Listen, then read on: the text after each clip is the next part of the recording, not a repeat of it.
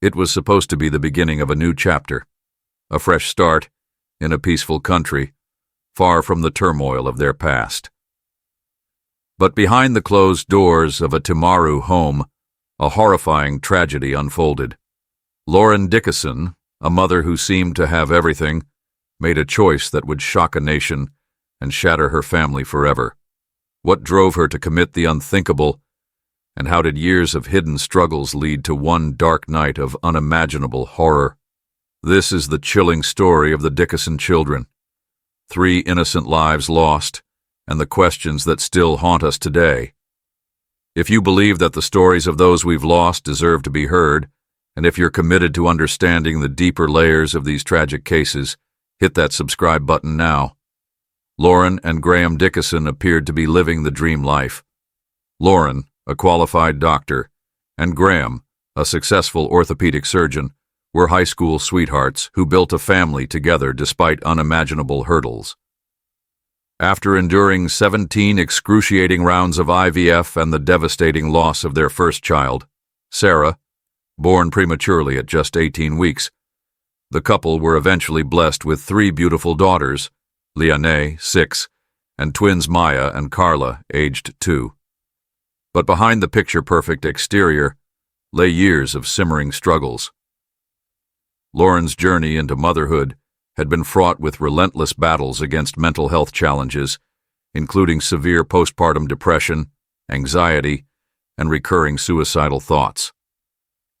Diagnosed with major depressive disorder in 2015, Lauren had been navigating a labyrinth of emotional and psychological pain for much of her adult life. Despite seeking psychiatric help and being prescribed antidepressants, the weight of her struggles often proved too heavy to bear. In mid-2021, the Dickasons made the monumental decision to emigrate from South Africa to New Zealand. Their motivations were understandable. South Africa's escalating unrest, rising crime, and political instability had left them fearful for their children's future. New Zealand promised safety, stability, and a better quality of life. Yet the move itself would prove to be more challenging than they had anticipated. Delayed by the global COVID-19 pandemic, their migration finally materialized in September 2021. After 2 weeks in managed isolation, the family arrived in Timaru, a picturesque coastal town known for its tranquility. Yet Lauren's initial impressions were far from positive. She found the local housing small, disgusting, and creepy, and her fears about the world being unsafe for her children only deepened. The transition into this new environment, coupled with unresolved mental health issues, began to unravel what little stability Lauren had left. Just days after settling into their new home, the Dickason family appeared to be on the surface adjusting to life in New Zealand.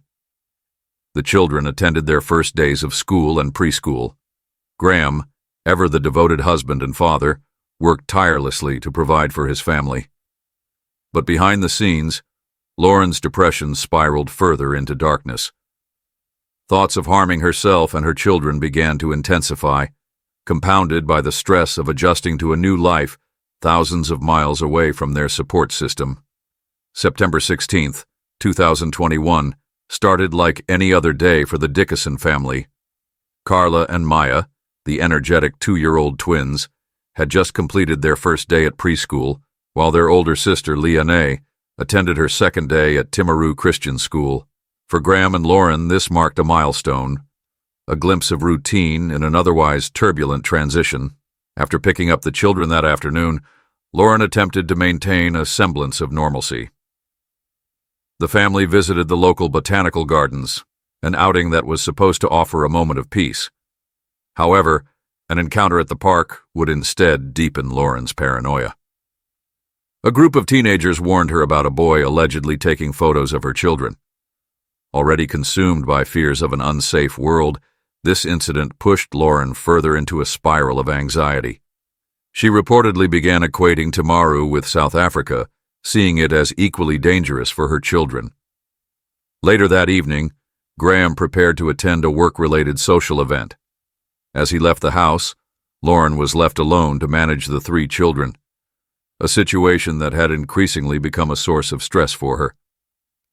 Alone in the quiet of the evening, Lauren's thoughts took a dark turn. The weight of her mental health struggles and the mounting stress of immigration, parenting, and perceived threats to her children's safety seemed unbearable. As the night wore on, Lauren would later describe being triggered by a series of seemingly minor stressors. An Immigration New Zealand request for additional medical information about Karla's cleft palate, the thought of preparing school lunches for the next day, and the children being wild again, jumping on the couches and not listening. In her mind, these stressors converged into an insurmountable wall. Lauren claimed that something within her snapped that evening. Her thoughts grew increasingly catastrophic, and she reportedly felt that the world was too dangerous for her children to remain in. She described experiencing a delusion that Mommy's very sick and is going to die, and convinced herself that if she didn't act, her children would be left in an unforgiving world without her. It was at this moment that Lauren made a horrifying decision. As the evening unfolded on September 16, 2021, Anne Dickason enacted a chilling plan that would forever alter the lives of everyone connected to the family. Alone in the house with her 3 children, 6-year-old Liané and 2-year-old twins Maya and Karla, Lauren gathered them into a bedroom under the guise of an activity. She told them they were going to make necklaces, a harmless and cheerful idea to her unsuspecting daughters. Using cable ties that had been in the house, Lauren convinced each child to wear them around their necks. What followed was an unimaginable act of violence. Starting with Karla, Lauren tightened the ties until the young girl could no longer breathe. Maya, the second twin, was next, followed by Liané, the eldest. Liané, old enough to understand what was happening, reportedly fought back and pleaded with her mother, asking, "Why are you doing this? You're the best mom, and I love you." These words, devastating in their innocence, failed to break the delusion that consumed Lauren's mind. Lauren later confessed that the cable ties did not immediately end the children's lives, leading her to smother them with towels and blankets.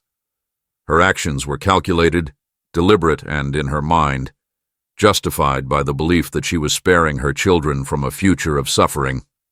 After taking the lives of her daughters, Lauren turned her focus inward. She attempted to end her own life through a combination of pills and self-inflicted wounds. However, her attempts were not successful. When Anne Dickason returned home from his work outing on the night of September 16, 2021, he immediately sensed something was wrong. The usually lively energy of the house was eerily absent. As he stepped into the children's bedroom, the horrifying reality struck him. His 3 daughters, Liané, Maya, and Karla, lay lifeless on their beds. The once vibrant lives of his children had been extinguished, and the scene left him utterly shattered. Panicked and distraught, Graham sought help from his neighbors, Karen and Brad Cowper, whose quiet evening was interrupted by his desperate pleas. Karen described the scene as heartbreaking, recalling Graham repeatedly screaming, "Is this really happening?" as he grappled with the unthinkable. The Cowpers immediately called the police and emergency services while trying to console a distraught Graham. When first responders arrived at the Timaru residence, they were met with a scene that would haunt even the most seasoned professionals. Anne Dickason was found in a catatonic state, with superficial wounds from her suicide attempt. She was conscious but unresponsive, muttering incoherent phrases as paramedics tended to her injuries. Graham, devastated and inconsolable, watched as emergency personnel confirmed the deaths of his daughters. Police quickly ruled out any external involvement in the tragedy. Initial suspicions of a break-in or an outsider's role were dispelled by the clear evidence in the home. Officers began piecing together the events that led to this harrowing night, and it wasn't long before Anne Dickason became the focus of their investigation. Despite her condition, Lauren admitted to the killings during a police interview the following day. Her confession sent shockwaves through the community, leaving neighbors and the wider public struggling to comprehend how such a tragedy could unfold in their quiet town. The day after the killings on September 17, 2021, Anne Dickason was officially arrested while being treated at Timaru Hospital. Her admission to the murders during her initial police interview left no room for ambiguity. She described the tragic sequence of events with an unsettling mix of clarity and detachment, recounting how she had asphyxiated her daughters using cable ties before smothering them with blankets. Anne also admitted her intent to take her own life, stating, "I couldn't leave them behind. No one else could care for them." News of her arrest sent shockwaves through both the local community in Timaru and Anne's native South Africa. How could a seemingly loving mother, a respected medical professional, commit such a heinous act? The stark contrast between her professional achievements and the horror of her actions left friends, neighbors, and the public grappling for answers. Anne's first court appearance took place on September 18, 2021, at the Timaru District Court. Dressed in hospital attire and visibly subdued, she was remanded to a psychiatric facility for further evaluation. During her time at Hill Morton, Anne underwent over 50 hours of interviews with 5 forensic psychiatrists and psychologists. The assessments were critical to determining whether her actions were the result of insanity, infanticide, or premeditated murder.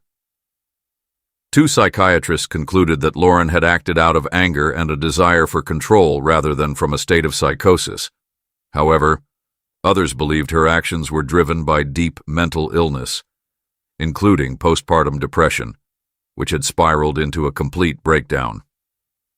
As legal proceedings began to take shape, the defense signaled their intent to argue a case based on insanity or infanticide, citing Anne's severe mental health issues and the relentless pressure she endured as a mother.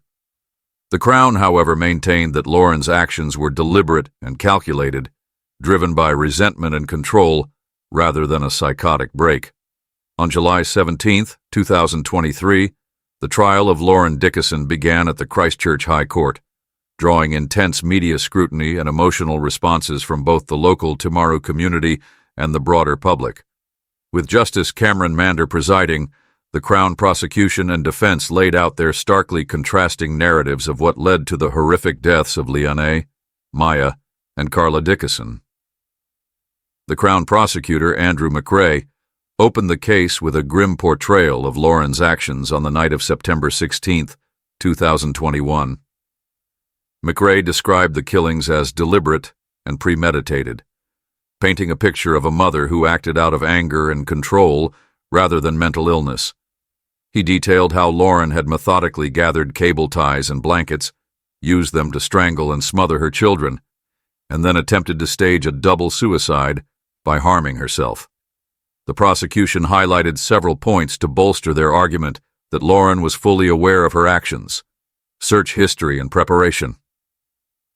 Forensic evidence revealed that Anne had conducted online searches in the months leading up to the tragedy, researching methods to overdose children and looking up the fatal dosages of various medications.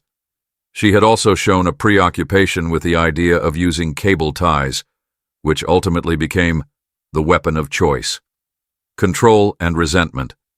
The Crown contended that Anne had long struggled with resentment toward her children, particularly Karla, whom she described as a difficult child. Witness testimony revealed that Anne often felt overwhelmed and unsupported, and there was a history of her expressing frustration about her children's behavior to friends and family. Alleged improvement in mental health.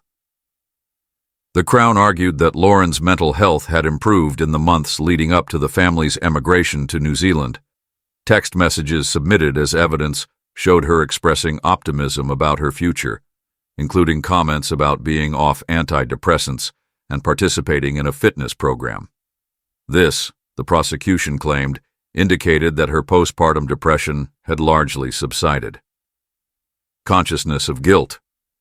McRae pointed to Anne's statements to police after the killings, where she admitted to being triggered by her children's behavior and said she felt compelled to act because she didn't believe anyone else could care for them. The prosecution argued that this demonstrated a clear awareness of what she had done and why, undermining claims of insanity or infanticide. Throughout the opening week, the Crown presented a wealth of evidence, including Lauren's deleted Google search history, text messages, and testimony from friends, teachers, and neighbors. Witnesses described Lauren as appearing calm and composed in public, but privately struggling with feelings of inadequacy and depression. Teachers at the children's schools recalled her discussing her struggles with parenting and the pressures of emigration, but they never suspected that these feelings could lead to such a tragedy. Key to the prosecution's case was testimony from Lauren's husband, Anne Dickason, who appeared via video link from South Africa. In his testimony, Graham described Lauren's ongoing struggles with mental health and how she had confided in him about her intrusive thoughts of harming their children on multiple occasions. While he expressed sympathy for her condition, he also noted moments of tension in their marriage and pointed to instances where Lauren had expressed resentment about the demands of motherhood. The prosecution's narrative hinged on the idea that Lauren acted out of anger and a desire to control the situation, rather than a break from reality caused by severe mental illness. They framed the killings as calculated, methodical, and rooted in resentment, contrasting this with the defense's argument that Lauren's actions were the result of an uncontrollable mental health crisis. As the prosecution rested its case, the stage was set for the defense to present their counterarguments, focusing on Lauren's long history of depression, anxiety, and postpartum struggles. The trial had already exposed deep fractures in the narrative surrounding Lauren's actions, and the next phase would delve even deeper into the complexities of her mental state. As the trial entered its next phase, Anne Dickason's defense team, led by Anne Dickason, sought to paint a different picture of the tragic events. Their argument rested on the claim that Lauren was suffering from severe mental illness, including postpartum depression, that rendered her unable to comprehend the moral wrongfulness of her actions. The defense asserted that the killings were not premeditated murder but acts committed under the weight of a devastating mental health crisis. Dickason began by recounting Lauren's long history of depression and anxiety, which had plagued her since adolescence. This included her struggles with fertility, the heartbreak of losing her first child, Sarah, at just 18 weeks, and the physical and emotional toll of undergoing 17 rounds of IVF to have children. The defense emphasized how these experiences left Lauren deeply vulnerable, with her mental health deteriorating further after the birth of her twins, Maya and Karla. The defense presented evidence that Lauren had been diagnosed with a major depressive disorder in 2015, which was linked to postpartum depression. They argued that despite appearing outwardly functional, Lauren's mental state had been fragile for years, with a recurring pattern of suicidal and homicidal thoughts.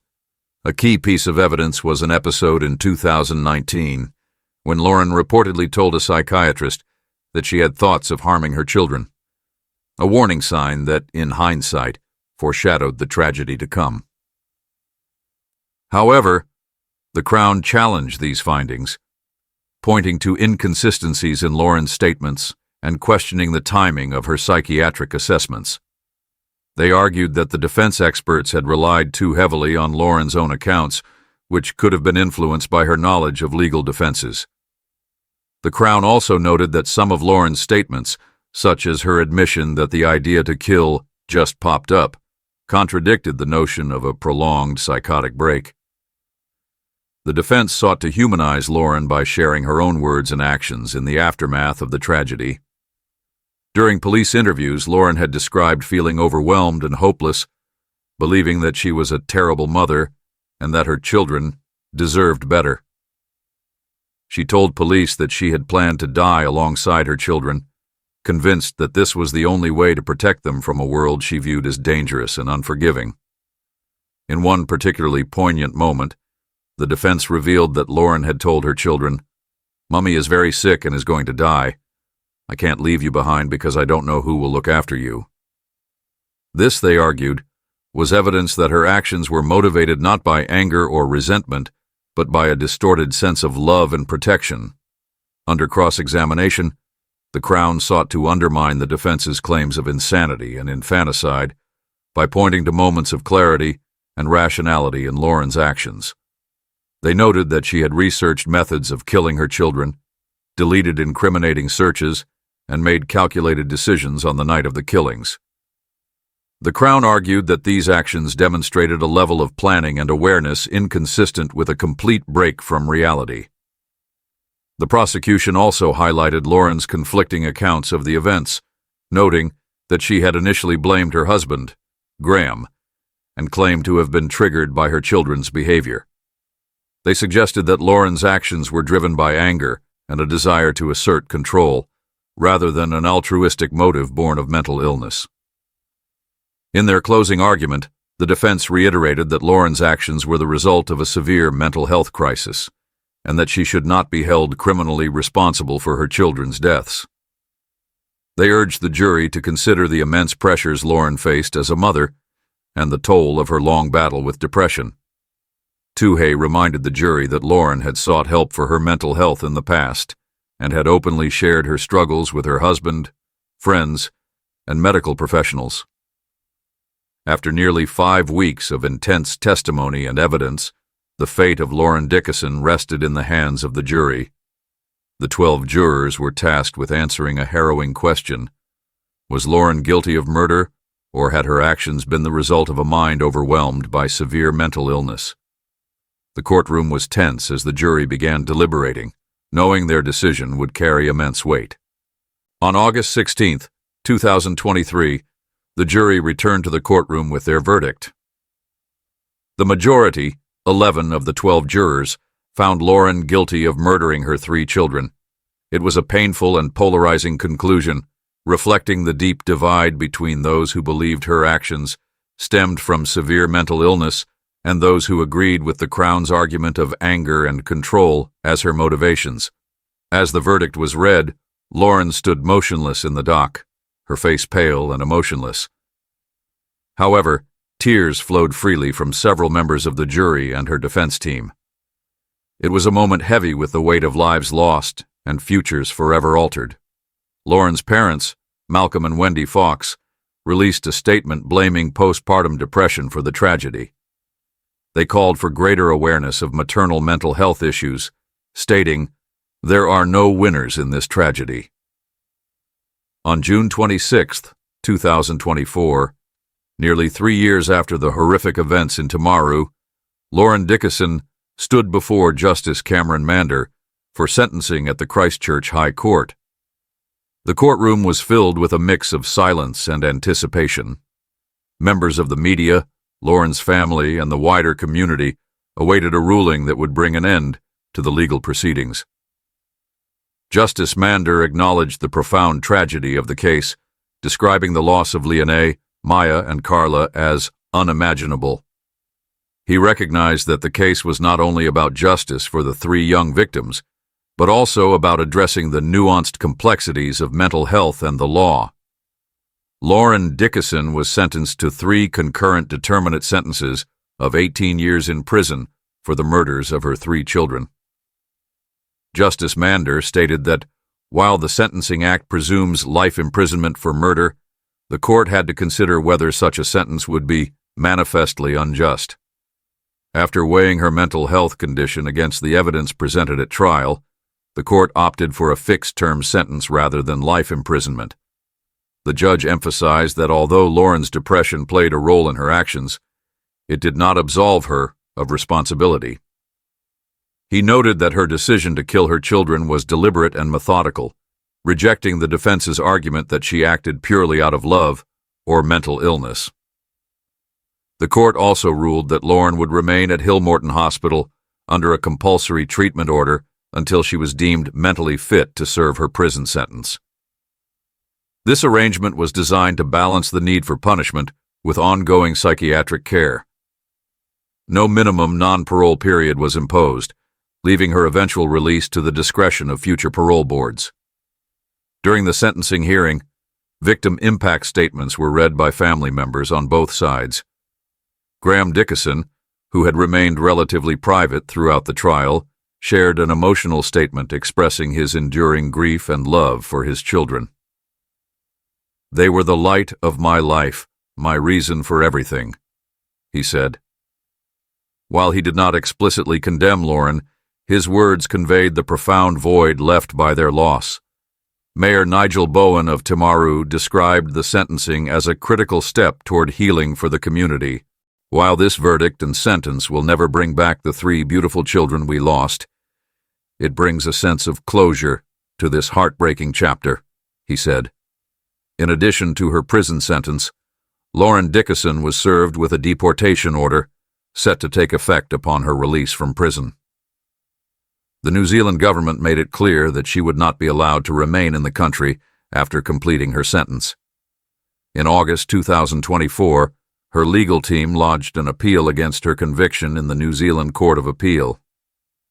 While the grounds for the appeal were not disclosed at the time, the possibility of a second trial raised further questions about the case's final resolution.